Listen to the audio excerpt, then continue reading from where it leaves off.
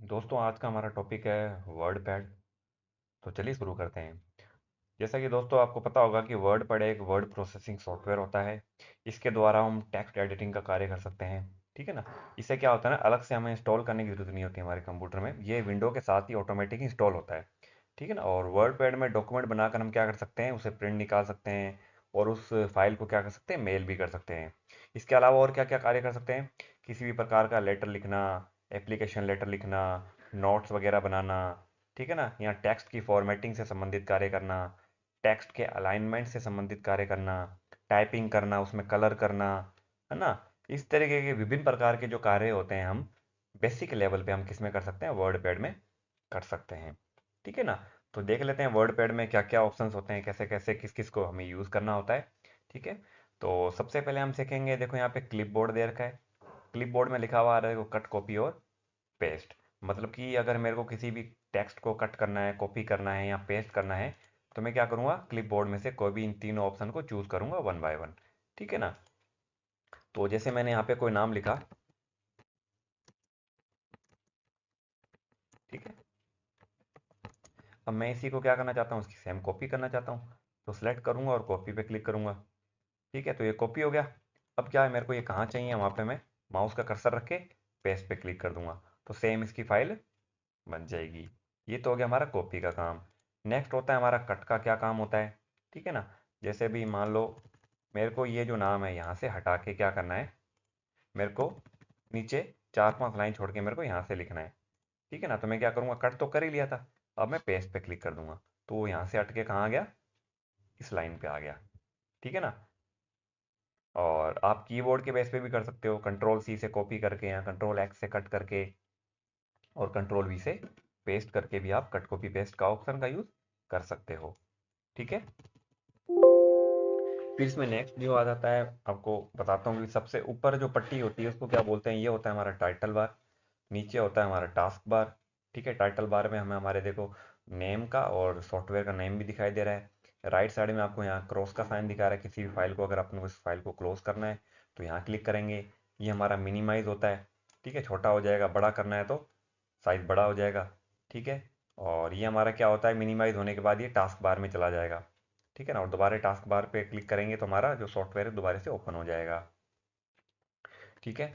और left side में हमें दिखता है जैसे अंडू, रीडू, सेव फाइल और क्विक एक्सेस टूल बार, ये सारे ऑप्शन दिख रहे हैं कि मान लो मेरे को न्यू पे क्लिक करना है तो न्यू का ऑप्शन यहाँ ऑटोमेटिक आ जाएगा कि मेरे को यहाँ जाके न्यू करने की जरूरत नहीं है। मैं यहीं से सीधा क्विक एक्सेस टूल बार के यूज़ करके मैं न्यू कर सकता हूँ।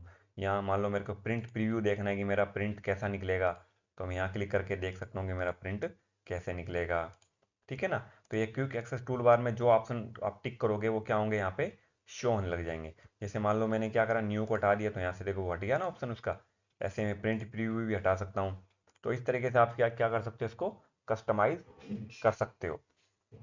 ठीक है। बाकी show below the ribbon, ribbon के बिलो आप यहाँ पे भी इसको शो कर सकते हो, है ना। Show about the ribbon, ribbon के ऊपर भी कर सकते हो। मिनिमाइज द रिबन, रिबन को मिनिमाइज भी कर सकते हो। ठीक है ना। ये जो हमारा है ये रिबन होता है। ठीक है ना। तो जैसे ही मैंने क्या करा, यहाँ पे क्लिक करा मिनिमाइज द रिबन, तो यहाँ पे जो आपको ऑप्शन दिख रहे हैं ना, ये सारे इंसर्ट, एडिटिंग, पैराग्राफ वगैरह, ये सारे क्या हो जाएंगे, हाइड हो जाएंगे। ठीक है।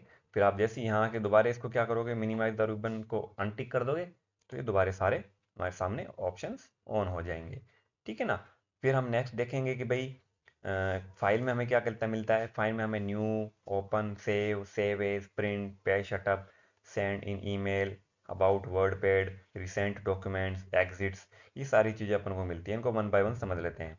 न्यू का मतलब होता है कि अगर मान लो मेरे को न्यू फाइल खोलनी है। ठीक है। मान लो एक वर्ड पैड के मैंने पेज पे काम कर लिया, अब मेरे को कोई नया पेज चाहिए तो मैं न्यू पे क्लिक करूँगा। और इसका दूसरा ऑप्शन होता है कंट्रोल एन करके भी हम न्यू फाइल ला सकते हैं। ठीक है। शॉर्टकट की कंट्रोल एन होती है। दूसरा है हमारा ओपन। मान लो कि भाई आपने कोई फाइल खोला और वो आपको क्या करनी है, कंप्यूटर की फाइल में से किसी भी ड्राइव में से आपको उसको ओपन करना है। तो फाइल में आके आप जैसे ही ओपन करोगे तो वो जो वर्ड पैड की जो फाइल आपकी जिस फोल्डर में थी वहाँ पे आपको जाना है। ठीक है ना। और क्या करना है, उसको क्लिक करके आपको खोल लेना है। ठीक है ना। अभी इसमें वर्ड पैड से रिलेटेड कोई फाइल है नहीं, इसलिए मैं खोल नहीं पाऊंगा। ठीक है ना। तो इस तरीके से आप मान लो इसी को मान लेते हैं, तो इस पर क्लिक करके आप ओपन कर देना, वो फाइल खुल जाएगी आपकी। ठीक है ना। नेक्स्ट आ जाता है सेव। सेव का मतलब मान लो आपने कोई काम कर लिया है, अब आपको कंप्यूटर की मेमोरी में उसको सुरक्षित करना है, तो आप कंट्रोल एस प्रेस करके या यहाँ पे सेव पे क्लिक करके भी उस फाइल को सेव कर सकते हो। और जो फाइल का नाम आपको डालना है वो यहाँ फाइल नेम में डाल दो। और सेव एज टाइप में आपको RTF ही लेना है, रिच टेक्स्ट फॉर्मेट, यानी कि वर्ड पैड की कोई फाइल होती है उसका जो एक्सटेंशन होता है वो होता है .RTF, रिच टेक्स्ट फॉर्मेट। इसी फॉर्मेट में आपको जिस फाइल की लोकेशन में आपको सेव करना है, डी में ई में, वहाँ क्लिक करके आपको सेव पे क्लिक कर देना है। ठीक है, ये मैं आगे आपको बता दूंगा। फिर आ जाता है सेव एज। सेव एज का मतलब होता है आप किस प्रकार से सेव करना चाहते हैं, अगर उसी फाइल को दूसरे नेम से या दूसरी लोकेशन में सेव करना चाहते हैं तो आप सेव एज ऑप्शन का यूज़ करेंगे। ठीक है, अगर आप ओपन डॉक्यूमेंट टेक्स्ट में करना चाहते हैं, प्लेन टेक्स्ट में करना चाहते हैं, या अदर फॉर्मेट में, किसी भी इनमें से कोई भी एक ऑप्शन हो, आपको किसी और सॉफ्टवेयर में इसको सेव करना है तो आप इसमें भी सेव कर सकते हैं। तो इसके लिए आपको सेव एज में आना पड़ेगा। प्रिंट के लिए आप प्रिंट पे क्लिक करेंगे, शॉर्टकट की प्रिंट होती है। ठीक है ना, मान लो आपको डायरेक्ट प्रिंट ही निकालना है तो आप सीधा प्रिंट पे क्लिक कर दो। ठीक है, इसका प्रिंट निकल जाएगा।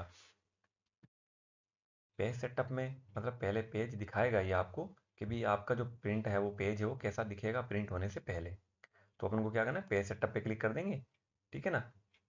और जैसे आपको पेज का सेटअप करना है, जैसे कि मान लो मेरे को यहाँ पे जो पेज है वो A4 लेना है।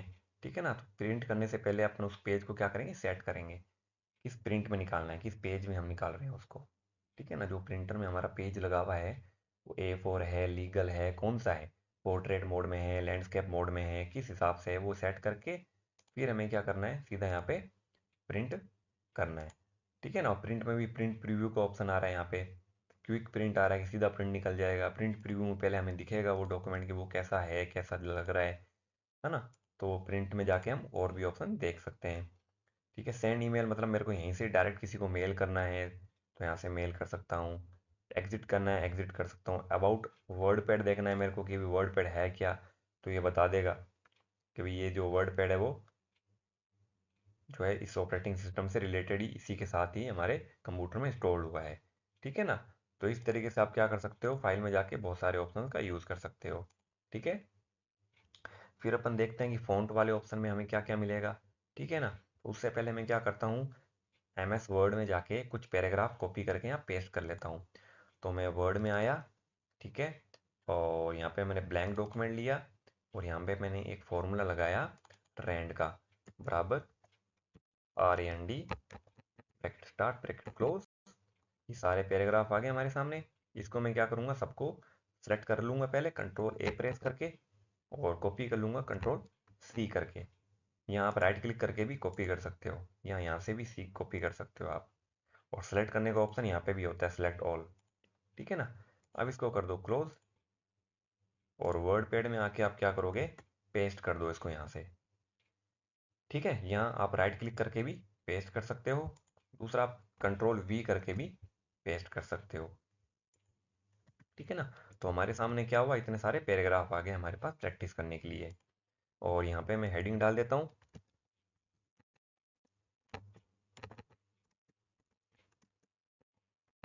ठीक है, अब वन बाय वन मैं आपको बता देता हूँ सारे ऑप्शंस। तो देखो पहला ऑप्शन आ रहा है ये फॉन्ट फैमिली, मतलब लिखने की स्टाइल, लिखने का तरीका, art of style, art of font, मतलब किस स्टाइल में लिखेंगे हम। तो बाय डिफ़ॉल्ट ये कैलिबरी होता है, मान लो मेरे को इसको चेंज करना है तो सबको सेलेक्ट किया मैंने। ठीक है, और यहाँ के हमारे पास बहुत सारे फॉन्ट होते हैं। ठीक है, जो आपको चाहिए वो यहाँ से आप सेलेक्ट कर सकते हो। तो मेरे को लेना है कैम्ब्रिया, तो मैंने कैम्ब्रिया पे क्लिक कर दिया। तो इसका जो स्टाइल है वो क्या हो गया, थोड़ा अलग हो गया। ठीक है ना। और मान लो आपको बुक एंटीक्वा लेना है तो यहाँ से इसका स्टाइल चेंज हो जाएगा। ठीक है ना। इस तरीके से ये हो गया हमारा फ़ॉन्ट फैमिली। फिर आ जाता है हमारा फ़ॉन्ट साइज़। ठीक है, मान लो इसका जो बाय डिफ़ॉल्ट जो फ़ॉन्ट का साइज़ वो 11 बता रहा है। मैं जो ऊपर वाले हेडर है इसका साइज़ में मान लो 18 करना चाहता हूँ, तो यहाँ से मैं साइज़ बढ़ा दूंगा। ठीक है, जो भी आपको साइज़ चाहिए अप्रोप्रिएट वो आप साइज़ यहाँ से ले सकते हो। अगर आपको ये जो पैराग्राफ है इनका साइज़ बढ़ाना है तो इसको सेलेक्ट करके आप यहाँ से 12 या 14 जो भी आपको अच्छा लगे साइज़ वो आप दे सकते हो। ठीक है, नेक्स्ट आ जाता है हमारा ये ग्रो फॉन्ट और श्रिंक फॉन्ट। ग्रो मतलब होता है किसी भी फॉन्ट को अगर हमें बड़ा करना हो। ठीक है, अगर ग्रो का हिंदी में अर्थ देखूँ तो बड़ा करना। ठीक है ना, तो अगर मान लो मैं इस पर क्लिक करता जाऊँगा तो ये टेक्स्ट बड़ा होता जाएगा। और श्रिंक पे क्लिक करता जाऊंगा तो ये छोटा होता जाएगा, सिकुड़ता जाएगा, ठीक है, छोटा होता जाएगा। तो ये ग्रो और श्रिंक हो गया। फिर आ जाता है बी। बी का मतलब होता है किसी भी टेक्स्ट को गहरा, डार्क, काला करना, मोटा करना, उसकी थिकनेस को बढ़ाना। तो जैसे ही मैं बी पे क्लिक करूंगा तो उसकी थिकनेस, उसकी मोटाई क्या हो जाएगी, बढ़ जाएगी, है ना। ये हो गया हमारा।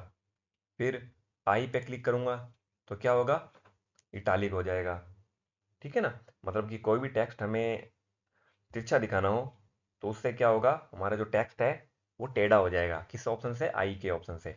और ध्यान रखना, इटालिक की जो शॉर्टकट की होती है वो होती है कंट्रोल आई। यहाँ पे लिखा हुआ भी है, जैसे माउस का पॉइंट लेके जाऊंगा ना तो कुछ कुछ सॉफ्टवेयर में बता देता है, इसमें नहीं बता रहा फिलहाल।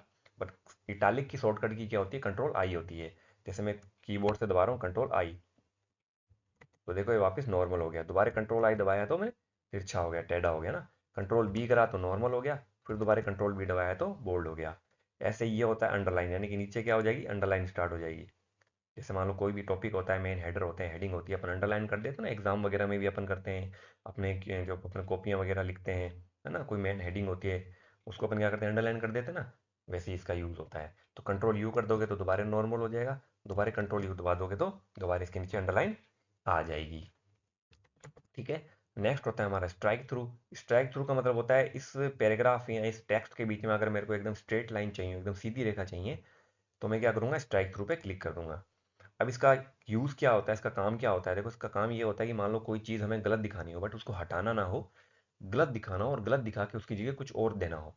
जैसे ऑफर वगैरह चलते हैं ना, कि अभी अब ये 60% ऑफर ना होकर 80% है, तो 60 को हटाते नहीं है वहाँ से पूरा ही, उस पर क्रॉस का साइन या एक लाइन चला देते हैं। तो कस्टमर को ये लगे कि हाँ पहले ये ऑफर था, ये डिस्काउंट था, ये परसेंटेज डिस्काउंट था, अब ये है। तो उसको ना हटा के अपन क्या करते हैं, अपन एक तरीके से स्ट्राइक थ्रू दे देते हैं बीच में, ठीक है ना। तो ये हो गया स्ट्राइक थ्रू। फिर आ जाता है सबस्क्रिप्ट और सुपरस्क्रिप्ट। एक्स के नीचे देखो टू छोटा सा लिखा हुआ है और एक्स के ऊपर भी टू छोटा सा लिखा हुआ है। इन दोनों का देखो बेसिकली यूज होता है साइंस और मैथ में, ठीक है ना, ज़्यादातर। तो जैसे एक्स के नीचे टू है उसको बोलते हैं सबस्क्रिप्ट। जैसे मैं साइंस में क्या होता है ना, सूत्र होते हैं ना, कार्बन डाइऑक्साइड के दो अणु, मैंने लिख दिया CO है नहीं, कार्बन डाइऑक्साइड। अब इसके दो लिखने हैं अणु मतलब मेरे को ना, तो मैं क्या करूँगा, इस पर क्लिक करूंगा और टू पे प्रेस कर दूंगा मेरा कीबोर्ड से बटन। तो ये क्या हो गया, हमारा सबस्क्रिप्ट हो गया, एक नीचे छोटा सा टू बन के आ गया, है ना। फिर अब इसको नॉर्मल हमें कंटिन्यू करना है ना आगे नॉर्मल टेक्स्ट में लिखने के लिए, तो हमें ये सुपर सबस्क्रिप्ट हटाना पड़ेगा। वरना क्या होगा ना, अगर मैं इसको ऑन रखूंगा तो जैसे अभी आपको ये नॉर्मल कैरेक्टर दिख रहे हैं ना, फिर क्या होगा, जैसे मान लो मैंने इसको हटाया नहीं ना, तो सारे कैरेक्टर मेरे नीचे लिखे जाएंगे। इसलिए क्या करना है, जितना लिख दिया उतना लिख दिया, उसके बाद जो ऑप्शन आपने ऑन किया उसको ऑफ भी कर दो, ठीक है। जैसे मैंने H2O लिख दिया तो H लिखा, अब जो टू होता है वो नीचे होता है, तो मैंने इस पर क्लिक करा, फिर टू लिखा, फिर इसको हटा दिया, फिर O कर दिया। तो हाइड्रोजन के दो दो और ऑक्सीजन का एक अणु होता है, ठीक है ना, पानी में, ठीक है ना। तो इस तरीके से हम क्या कर सकते हैं, सबस्क्रिप्ट का यूज कर सकते हैं। फिर आ जाता है हमारा सुपर स्क्रिप्ट। सुपर का मतलब ऊपर। ये क्या करे, draw the text smaller and higher than regular text, यानी रेगुलर टेक्स्ट के कंपेरिजन ये क्या करेगा, उसको छोटा कर देगा और ऊपर ही ऊपर लेके जाएगा। जैसे मैंने लिखा 10th, तो मैंने क्या करा, 10 लिख दिया। अब TH मेरे को छोटा करना है, तो मैं इस पर क्लिक करूंगा और TH लिख दूंगा। तो ये छोटा हो गया, रेगुलर टेक्स्ट के कंपेरिजन एकदम छोटा हो गया और एकदम ऊपर ही ऊपर गया है। यहाँ हम लिखते हैं मान लो थर्ड, तो 3 लिखा, फिर इस पर क्लिक कर दिया सुपरस्क्रिप्ट पे, R और D लिख दिया। तो कुछ इस तरीके से हम क्या कर सकते हैं, सबस्क्रिप्ट और सुपरस्क्रिप्ट का यूज कर सकते हैं, ठीक है। उम्मीद करता हूँ समझ में आ गया होगा आपको ये टॉपिक। नेक्स्ट आगे बढ़ते हैं।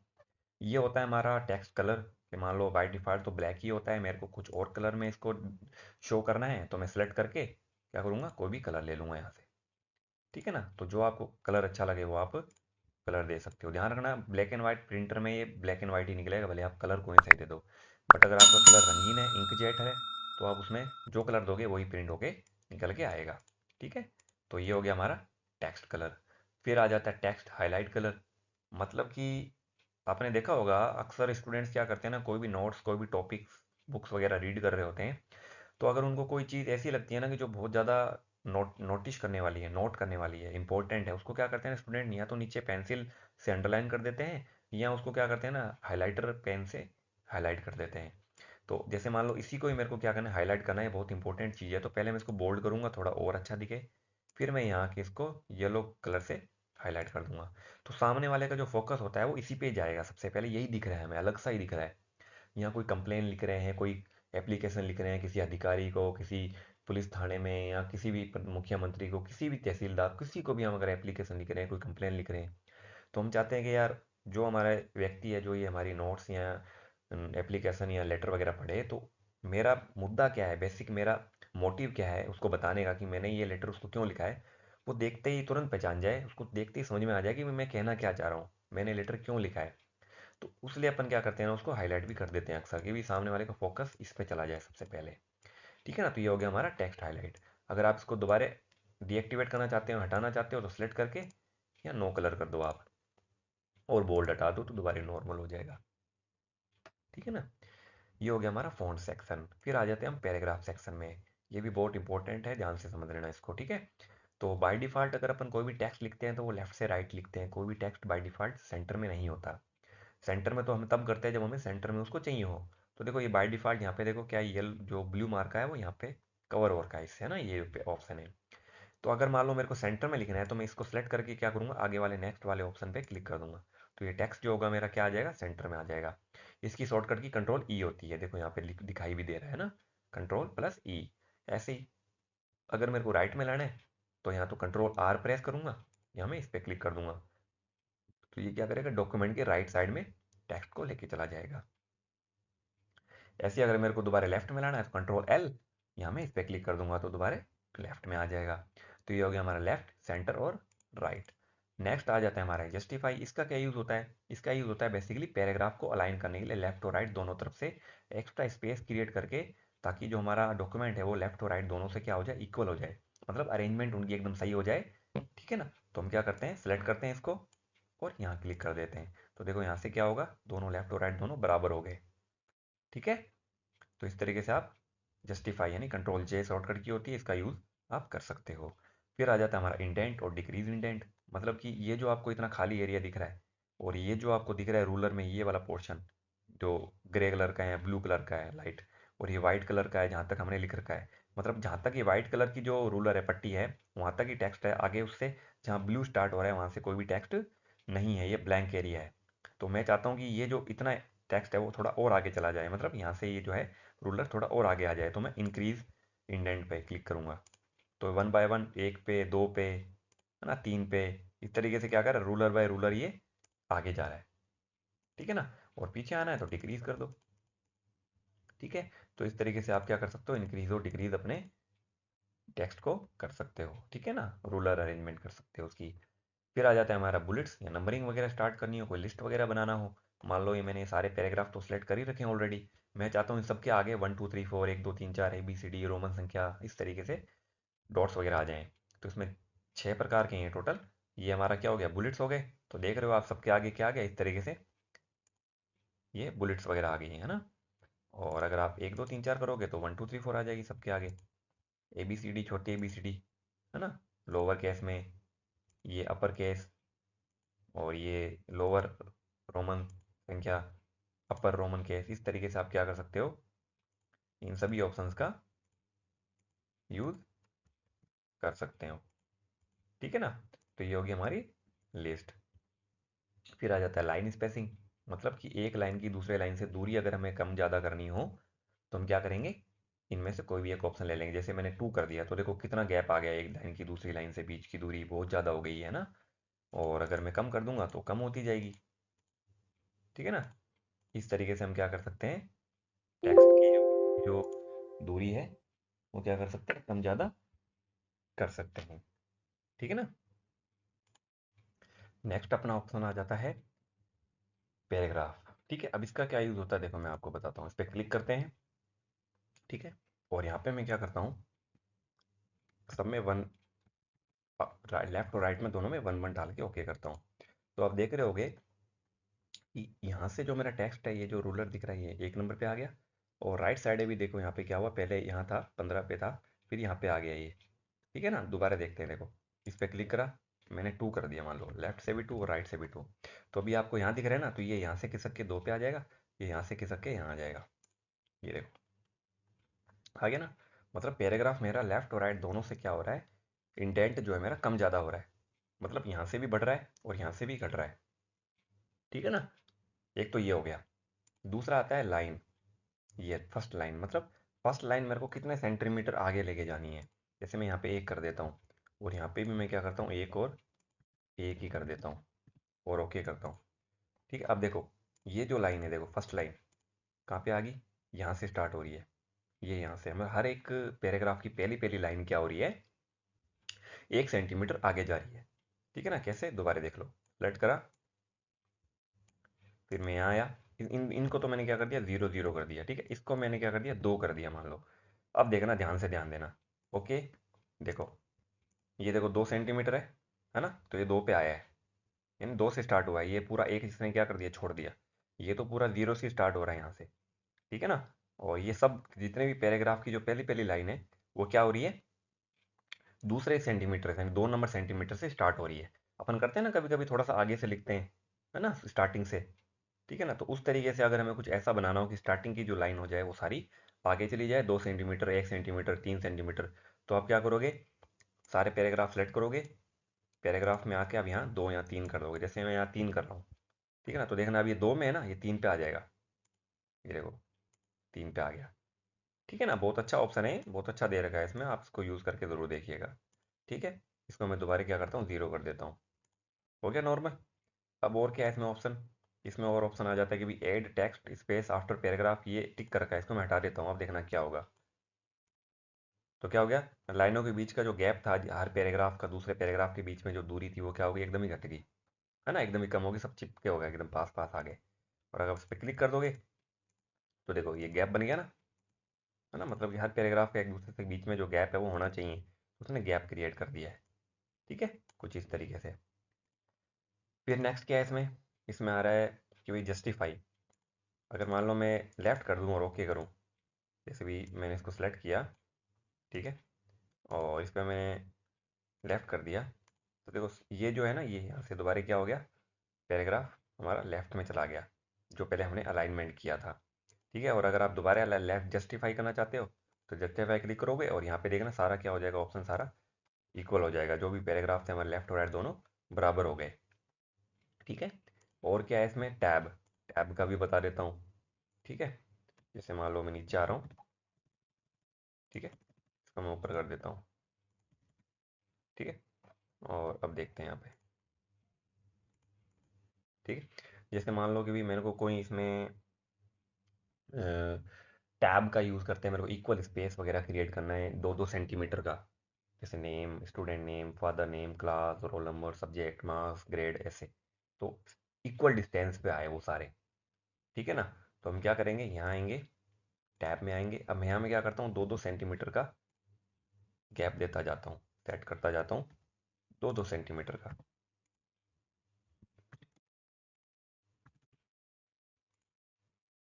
ठीक है, बस इतना दे दिया और ओके कर दिया। अब जैसे ही मैं यहाँ पे लिख रहा हूँ ना, नेम, और टैब दबा रहा हूँ, तो देखो ये जो हमारा कर्सर है वो सीधा कहाँ आया, 2 नंबर पे आया। यहाँ लिख दिया मैंने क्लास, फिर टैब दबाया, तो ये 4 पे आ गया ना, 4 के एकदम सीध में। ठीक है, इस तरीके से क्या होगा, ये जो हमारा टेक्स्ट होगा, जो हमारा रूलर होगा, ठीक है ना, उसके नीचे क्या हो जाएगा, हमारा कर्सर आ जाएगा। ठीक है, यहाँ लिख दिया मैंने जैसे मार्क्स, फिर 8 नंबर पे आ गया। ठीक है, यहाँ लिख दिया मैंने परसेंटेज, यहाँ लिख दिया मैंने ग्रेड। ठीक है, और यहाँ लिख दिया मैंने डिवीज़न, यहाँ लिख दिया रैंक। तो इस तरीके से आप क्या कर सकते हो, इक्वल स्पेस है देखो सबके बीच में। फिर पहले तो ये स्टार्टिंग में आ गया, फिर 2 पे, फिर 4 पे, फिर 6 पे, फिर 8 पे, 10, 12। अब यहाँ अगर आप नीचे लिखोगे भी ना, जैसे लिख लिया मैंने,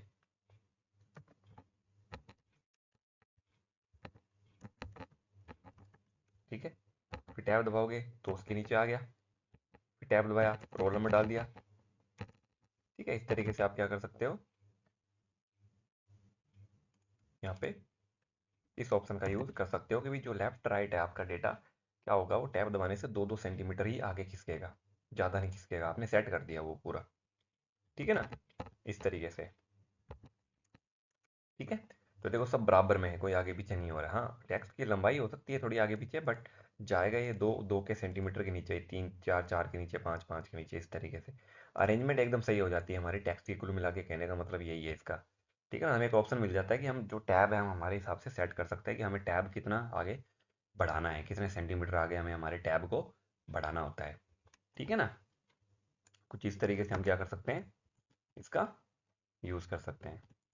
ठीक है, फिर नेक्स्ट आ जाता है हमारा पिक्चर। मान लो मेरे को पिक्चर ऐड करनी है, तो जैसे मैंने यहाँ पे क्लिक करा, मैं यहाँ पिक्चर ऐड करना चाहता हूँ, तो यहाँ के मैंने पिक्चर पे क्लिक करा, और जहाँ पे भी मेरे कंप्यूटर में वो पिक्चर है, वो क्या है, मैंने ढूंढ के उसको मैंने क्या कर ला, सेलेक्ट कर लिया।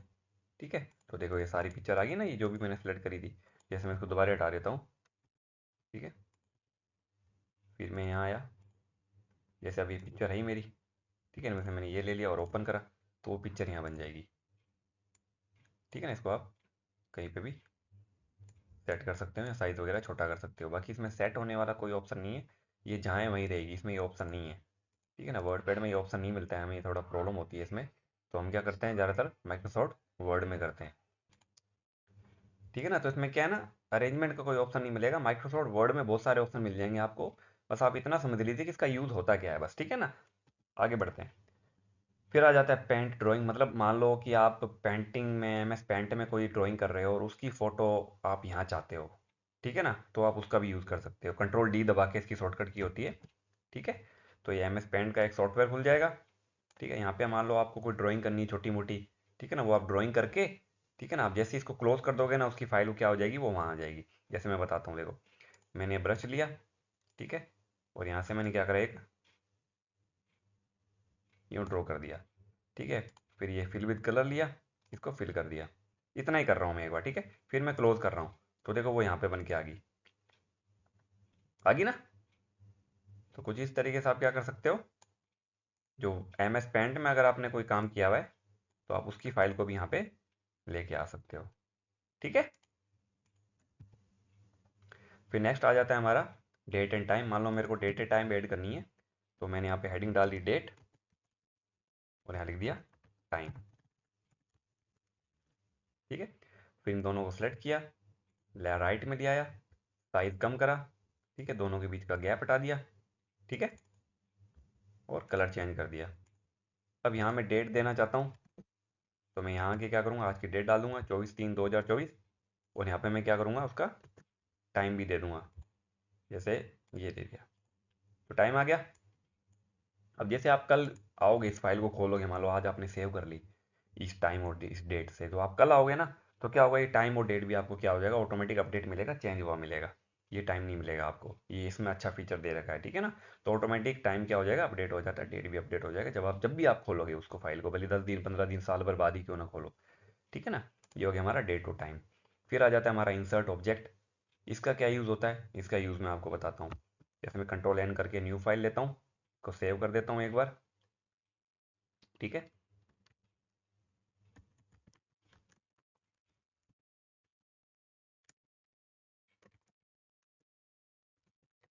ठीक है, इसको मैं सेव कर लेता हूँ, तो इस नई फाइल आ गई हमारे सामने। ठीक है, अब इंसर्ट ऑब्जेक्ट का मतलब हुआ कि भी आप एम एस इस वर्ड पैड में कोई भी दूसरे सॉफ्टवेयर की फाइलें वगैरह ऐड करना चाहते हो, जैसे भी एक्सेल में की चार्ट वगैरह, एक्सेल का वर्कशीट वगैरह। ठीक है ना, यहाँ फोटोशॉप की फाइल वगैरह, पावर पॉइंट की, एम एस वर्ड की, कोई भी फाइल आप अगर ऐड करना चाहते हो। ठीक है ना, तो आप क्या करोगे, जैसे मेरे को माइक्रोसॉफ्ट वर्ड की मेरे को फाइल ऐड करनी है, तो मैं ओके करूँगा, तो माइक्रोसॉफ्ट वर्ड का क्या हो जाएगा, सॉफ्टवेयर खुल जाएगा इसमें।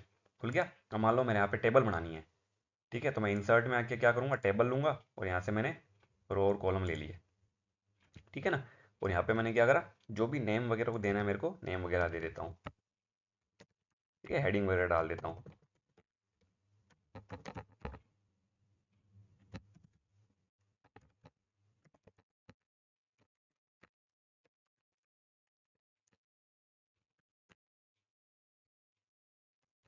ठीक है, ये डाल दिया, और इसका कलर भी दे सकते हैं, फिर सेलेक्ट किया यहाँ से। ठीक है, और शेडिंग में आके मैंने यहाँ से शेडिंग वगैरह दे दिया। ठीक है, कंट्रोल बी से बोल्ड कर दिया, कंट्रोल ई से सेंटर कर दिया। इसको मैं हटा देता हूँ जो मेरा एक्स्ट्रा बन गया है। ठीक है, कुछ इस तरीके से मैंने दे दिया। अब मैं चाहता हूँ ये फाइल वहाँ आ जाए, तो मैं इसको क्या करूँगा, यहाँ से क्रॉस कर दूंगा। क्रॉस कर दिया, तो क्रॉस करने के बाद क्या होगा, जो मेरी माइक्रोसॉफ्ट वर्ड में जो फाइल थी वो क्या हो जाएगी, यहाँ पे आ जाएगी। ठीक है ना।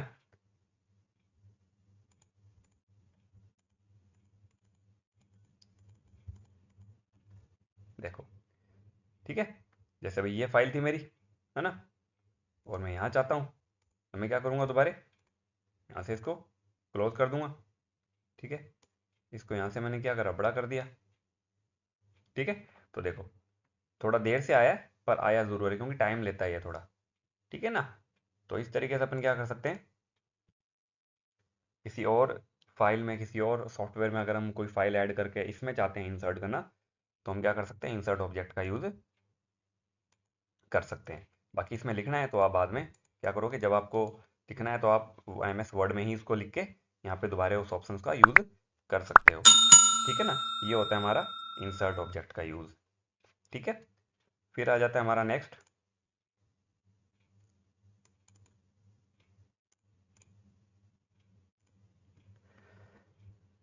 फाइंड। फाइंड मतलब मान लो मेरे को कोई नाम ढूंढना है, कोई फाइल वगैरह है, उसमें मेरे को कोई पर्टिकुलर किसी वर्ड को फाइंड आउट करना है। ठीक है ना। तो हम उसका यूज़ कैसे करेंगे, तो फाइंड के लिए शॉर्टकट की होती है, कंट्रोल F कर दो या सीधा फाइंड पे क्लिक कर दो। और यहाँ पे मेरे को कुछ वर्ड ढूंढना है, कोई नाम ढूंढना है, मेरे को मिल नहीं रहा, तो मैं क्या करूँगा, वो नाम डालूंगा। ठीक है, और फाइंड नेक्स्ट पे क्लिक करूँगा तो ये बता देगा ऑटोमेटिक, ये सिलेक्ट होके कि भाई ये एक वर्ड यहाँ आए हुए हैं, ये जो जो आप वर्ड चाहते हो। ठीक है ना। इस तरीके से खत्म हो जाएगा, तो क्या करेगा, बता देगा कि इतना ही इसमें फाइल थी, इतने ही ये डॉक्यूमेंट में वर्ड थे। ठीक है ना। फिर नेक्स्ट आ जाता है रिप्लेस। रिप्लेस का मतलब कि भाई आप किसी एक नाम को हटा के उसकी जगह कोई और नाम ऐड करना चाहते हो। ठीक है ना। तो शॉर्टकट की कंट्रोल H होती है इसमें, और जो नाम हटाना है आपको क्या करना है, फाइंड वाट में डालना है, और उसकी जगह आप क्या चाहते हो रिप्लेस में, वो आपको यहाँ डालना है। जैसे मैंने डाल दिया यहाँ पे स्टेप अप गुरु, कि भाई डॉक्यूमेंट वर्ड हट जाए और स्टेप अप गुरु वर्ड इसमें आ जाए, और रिप्लेस ऑल कर देंगे यहाँ पे।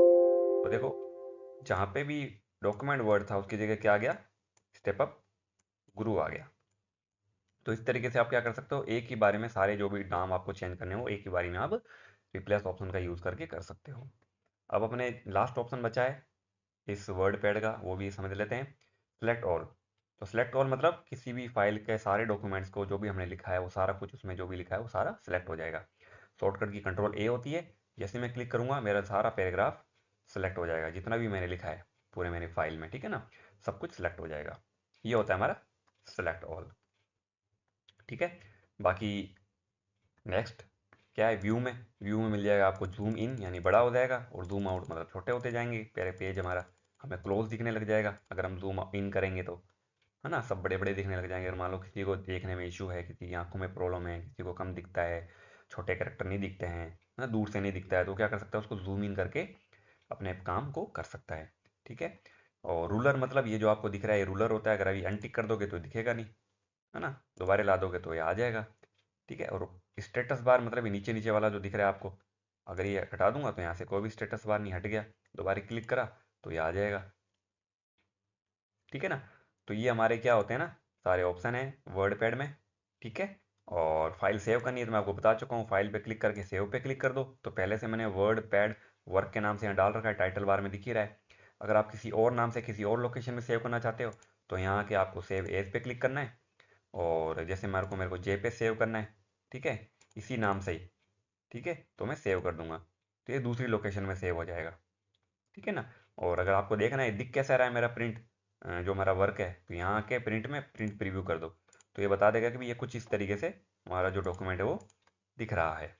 ठीक है ना। बाकी आप यहाँ से प्रिंट भी निकाल सकते हो, पेज सेटअप भी कर सकते हो, लेटर लेना है, A4 लेना है, लीगल लेना है, किस प्रकार का आपको लैंडस्केप करना है, तो मतलब कि एक तरीके से पेज जो होगा हमारा लेफ्ट से राइट ज़्यादा हो जाएगा और अप से डाउन कम हो जाएगा। देखो देखते ही पता चल रहा है ना, है ना। और अगर मैं पोर्ट्रेट कर दूंगा तो क्या होगा, हमारा डेटा कुछ इस तरीके से होगा, हमारी पेज जो होगा कुछ इस तरीके से प्रिंट होके आएगा, ऊपर से नीचे प्रिंट होके आएगा। ठीक है। तो इस तरीके से हम क्या कर सकते हैं, इस ऑप्शन का यूज़ कर सकते हैं। ठीक है। तो उम्मीद करता हूँ आपको ये वीडियो पसंद आया होगा। मैंने शुरू से लेकर एंड तक आपको सारा टोटल जितना भी था 100% मैंने आपको सारा बता दिया है। इससे हटके वर्ड पैड में कुछ भी नहीं होता है। ठीक है ना। यही सारा कुछ होता है इसके अंदर।